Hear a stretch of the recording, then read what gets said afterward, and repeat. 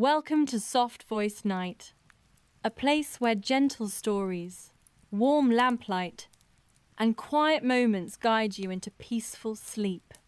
Tonight's story is The Lampmaker's Shop, a cozy Victorian tale about craftsmanship, kindness, and the soft glow of light in the darkest winter nights. Get comfortable, take a slow, gentle breath, and allow the worries of the day to slowly fade away. Let the warmth of this story calm your mind and carry you softly into rest. The Lampmaker's Shop. The small shop on Fleet Street stood with quiet dignity, its windows glowing warmly against the December twilight, casting pools of golden light upon the frost-kissed cobblestones below. Inside, Mr. Thomas Bellwether, the lampmaker, moved with the careful precision of one whose craft demanded both artistry and patience, his movements deliberate and sure as he tended to his beloved creations. His workshop, tucked behind the storefront, smelled of brass polish, lamp oil, and the faint sweetness of beeswax candles, a perfume that spoke of craftsmanship and dedication. The walls were lined with lamps of every description, from simple tin lanterns to elaborate brass fixtures, with etched glass shades that caught and scattered the light like captured stars, each one a testament to his skill and devotion to his art. Mr. Bellwether was a man of perhaps 60 years, his hair silver as moonlight, his hands steady despite their age, and marked with the honest scars of labour. He wore a leather apron over his waistcoat, and his spectacles, perpetually smudged with fingerprints, perched upon his nose in a manner that suggested they had occupied that position for so many years that they had become part of his very countenance. As evening descended upon London, he lit the display lamps one by one, a ritual as sacred to him as any prayer. Each flame brought to life, with a match struck against the rough brick of the hearth. Each flame brought the shop to life, transforming it into a haven of golden warmth that beckoned to passers-by trudging through the cold, their breath misting in the frigid air as they hurried homeward. The glow spilled onto the cobblestones outside, a pool of light in the gathering darkness, inviting weary travellers to pause and admire the craftsmanship within, to take a moment's respite from the harsh realities of the winter streets. The bell above the door chimed, a clear, bright note that announced the arrival of a visitor, cutting through the comfortable silence of the shop like a silver thread through velvet. A young woman entered, her cloak dusted with the first flakes of snow that had begun to fall from the leaden sky, her cheeks flushed from the cold and glowing with the vitality of youth. She removed her gloves with delicate movements, her fingers trembling slightly from the chill, her eyes immediately drawn to the array of lamps surrounding her, widening with wonder at the spectacle before her. Mr. Bellwether looked up from the lamp he was polishing, a particularly fine piece with a brass base shaped like a dolphin, his face creasing into a welcoming smile that reached his kind eyes. "Good evening, miss," he said, his voice warm as the flames that surrounded them, carrying the gentle roughness of age. "Welcome to my humble establishment. How may I be of service to you this fine evening, though the weather outside might suggest otherwise?" The young woman approached the counter, her gaze travelling from lamp to lamp with obvious appreciation, pausing on each piece as if committing its beauty to memory. "I am looking for a gift," she explained, her voice soft but clear, with the educated accent of one raised in comfort. "Something special for my grandmother.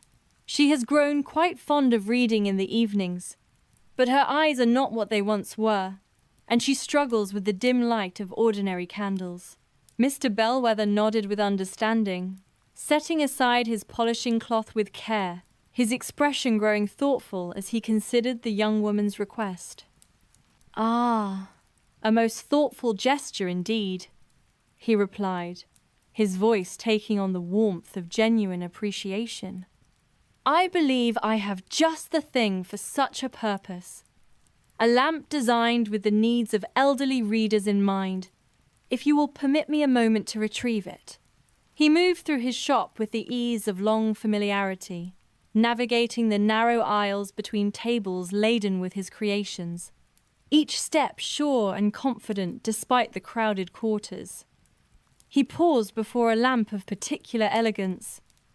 Its brass base, shaped like a swan, its neck curved gracefully to support a shade of frosted glass, painted with delicate flowers in soft shades of pink and cream. "This one provides a steady, gentle light," he explained, lifting it carefully with both hands as if cradling something precious. "The shade diffuses the flame beautifully, making it easier on tired eyes and preventing the harsh glare that can cause such discomfort.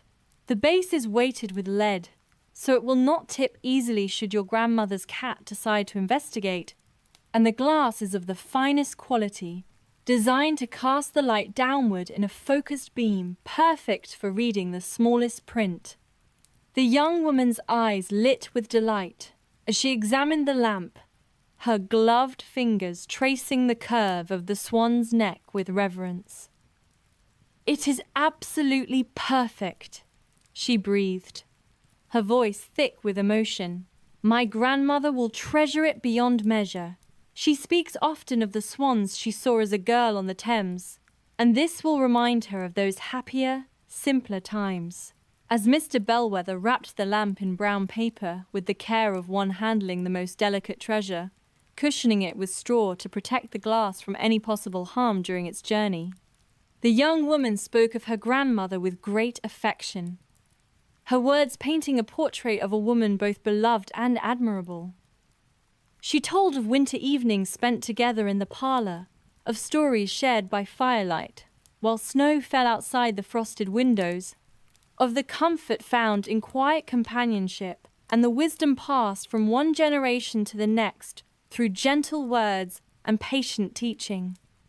The lamp maker listened with genuine interest, his hands working steadily at their task, his heart warmed by the love evident in every word the young woman spoke, recognizing in her devotion the same quality of care he himself had known. When the package was secure, tied with sturdy twine in an elaborate knot that would hold fast, he presented it to his customer with a slight bow, a gesture from an earlier, more courteous age.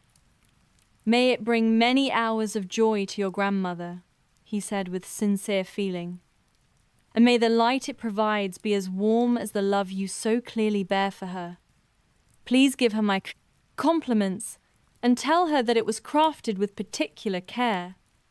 The young woman thanked him profusely, her gratitude sincere and heartfelt, pressing coins into his palm that amounted to more than the lamp's price.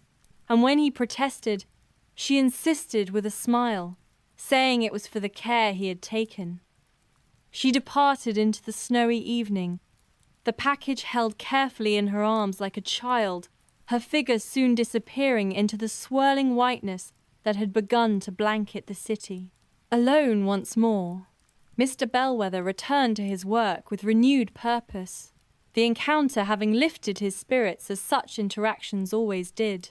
He had a commission to complete, a special lamp for the Lord Mayor's office, an elaborate affair requiring his utmost skill and concentration, with specifications that challenged even his considerable abilities. But his mind wandered to his own grandmother, long departed from this world but never forgotten, who had first taught him the value of light in the darkness and the importance of craftsmanship done well. She had been a candle maker in her youth, working in a small shop not unlike his own, and from her he had learned that light was more than mere illumination, more than simply a practical necessity. It was hope made visible, warmth given form, a defense against the shadows that crept at the edges of life. threatening always to overwhelm.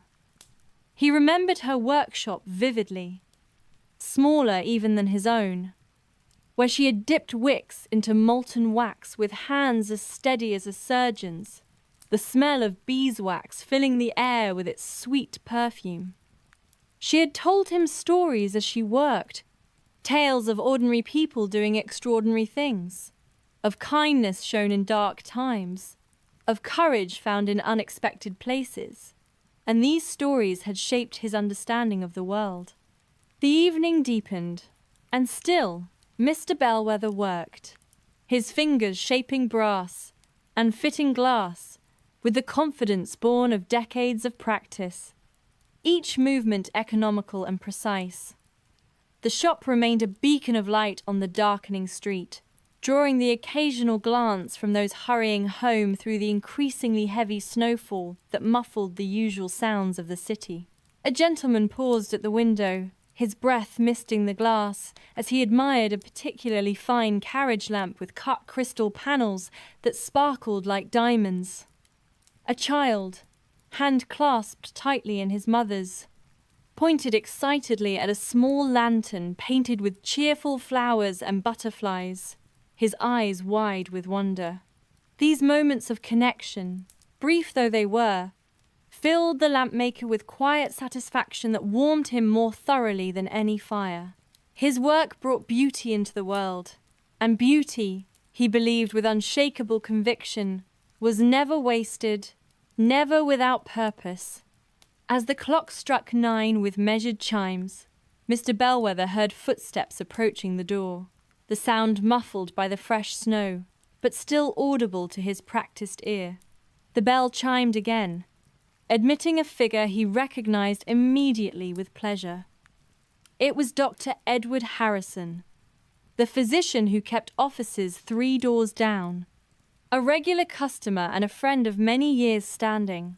The doctor's face bore the weariness of a long day spent tending to the sick, the lines around his eyes deeper than usual, but his expression brightened upon seeing the lampmaker, a smile breaking through the fatigue.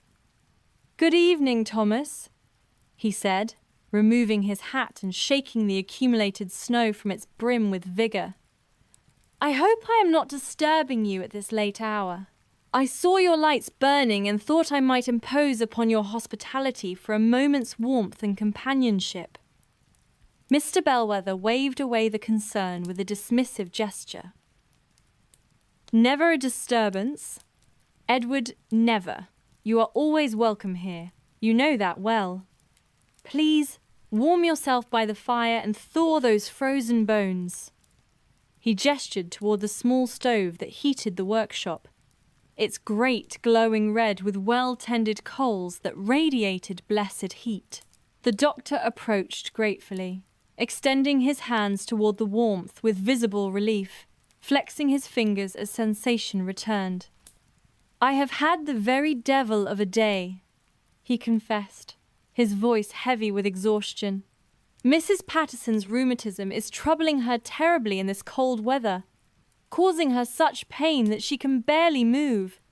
And young Timothy Fletcher has come down with a fever that has his poor mother quite beside herself with worry.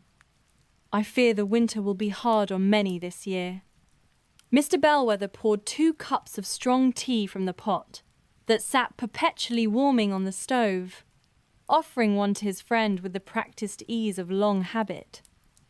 "And yet you soldier on without complaint," he observed with admiration. "Your dedication to your patients is truly admirable, Edward. Many men would have retired by now to a comfortable chair and left the work to younger backs." The doctor accepted the tea with a nod of thanks, wrapping his cold hands around the warm cup. "As is yours, Thomas, as is yours. I see you working late into the night, fashioning these beautiful objects with such care and skill. We both serve in our own ways, do we not? You bring light to dispel the darkness, I bring healing to ease suffering, and both are sorely needed in this troubled world of ours." They sat together in comfortable silence for a time, two old friends who had long since passed the need for constant conversation. The only sounds, the crackling of the coals in the stove, and the distant murmur of the city settling down for the night. It was Dr. Harrison who finally spoke again, his voice thoughtful. "Do you remember the winter of '42? He asked quietly. "When the cholera came to Southwark and spread like wildfire through the crowded tenements?" Mr. Bellwether nodded slowly, his expression growing sombre at the memory. "I do indeed. Dark days those were, Edward. Very dark days. I lost customers, friends, people I had known for years." The doctor stared into his tea, as if seeing the past reflected in its amber depths, his eyes distant. "I worked myself nearly to death that winter, and still so many perished despite everything I could do. I felt helpless, Thomas, truly helpless. All my learning, all my years of study and practice, all my skill, and still I could not save them all. Children, mothers, fathers, entire families swept away." He paused, his voice growing thick with emotion that the years had not diminished. "And then one evening, I returned to my lodgings, exhausted beyond measure, and despairing of my ability to make any difference at all. As I walked through the streets, surrounded by death and misery, I saw your lamps burning in the windows of the houses I passed, steady and bright despite everything. And I thought to myself, there is Thomas Bellwether, keeping the darkness at bay, providing light when all seems lost. And it gave me courage to continue, to return the next day and the day after that." Mr. Bellwether felt his throat tighten with unexpected emotion, his eyes growing moist behind his spectacles.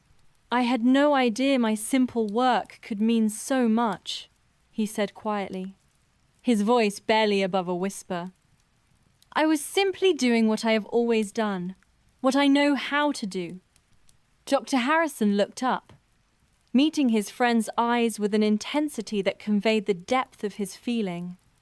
"And that is precisely why it mattered so profoundly, Thomas. In the midst of chaos and death and despair, there was constancy and reliability.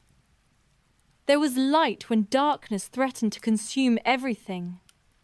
Never underestimate the power of that, my friend. Never doubt the value of your contribution to this city and its people."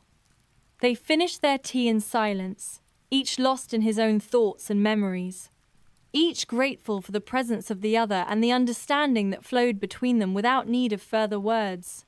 When the doctor finally took his leave, shaking hands warmly and promising to return soon, Mr. Bellwether felt a renewed sense of purpose coursing through his veins.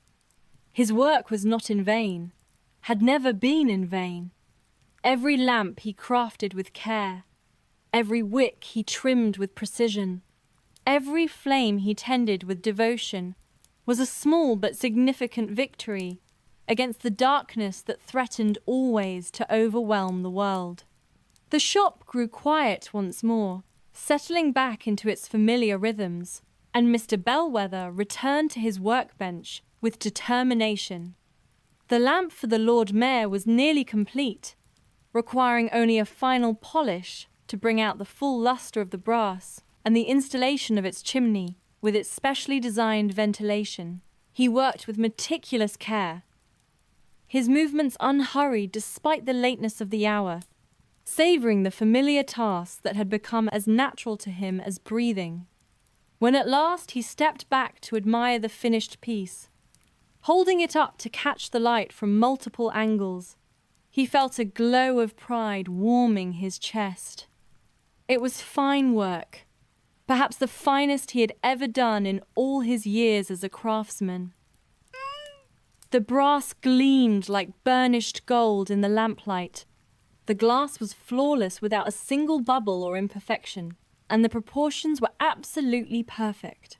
achieving that elusive balance between beauty and function. It would serve its purpose well, providing steady illumination for important documents and late-night deliberations that would shape the future of the city. But more than that, it was beautiful, a work of art as much as a practical object.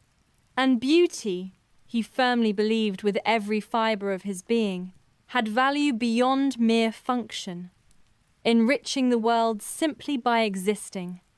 As midnight approached, marked by the distant bells of St. Paul's Cathedral, tolling the hour with solemn dignity, Mr. Bellwether began his nightly ritual of closing the shop, a series of tasks performed in the same order every evening for so many years that they had become almost meditative in their familiar rhythm. He extinguished the display lamps one by one with careful attention, each flame winking out with a soft sigh that seemed almost reluctant, as if the lights themselves were sad to end their vigil over the shop and its treasures. The workshop grew dimmer with each lamp he doused, the shadows creeping forward from the corners where they had been held at bay throughout the long evening, until only a single candle remained burning on his workbench, its small flame dancing bravely in the draughts that found their way through the cracks and crevices of the old building. He banked the coals in the stove with practiced efficiency born of countless repetitions, covering them with ash to ensure they would hold their heat until morning, when he would coax them back to life with gentle care, and tidied his tools with meticulous attention, returning each to its proper place in the drawer or on the wall where it belonged, according to a system only he fully understood. Order was important to him, essential even to his sense of peace, a reflection of the order he tried to bring to the world through his work, a bulwark against the chaos that threatened always to intrude upon the sanctuary he had created. With everything in readiness for the next day, his workspace clean and organized to his exacting standards, he took up the candle in its simple brass holder and moved toward the door, his footsteps echoing softly in the empty shop with a loneliness that was not unpleasant. The flame guttered slightly in a draught, bending nearly horizontal and threatening to extinguish, then steadied, casting shadows that danced across the walls like living things engaged in their own mysterious ballet. He paused at the threshold, looking back at his shop one final time, as he did every evening without fail, a moment of contemplation and gratitude for the life he had built within these walls. It looked different in the near darkness, mysterious and full of potential, as if the lamps were dreaming of the light they would provide come morning, waiting patiently and faithfully for the dawn to arrive and awaken them once more to their purpose. With a satisfied nod and a whispered goodnight to his silent companions who had served him so well throughout the day, he stepped through the door, locked it securely behind him with the large iron key he carried always in his waistcoat pocket, and made his way home through the silent, snow-covered streets that had been transformed into a winter wonderland of pristine white, the candle's small flame his faithful companion in the darkness. A reminder that even the smallest light can push back the night with determination, and that every flame, no matter how tiny or seemingly insignificant, matters profoundly in the eternal struggle against the shadows that seek always to prevail and extinguish hope from the world. The snow continued to fall gently as he walked, each flake a tiny miracle of nature's artistry, settling upon his coat and hat with the softest touch imaginable, muffling his footsteps until he moved through the city like a ghost, a solitary figure bearing his small light through the vast darkness.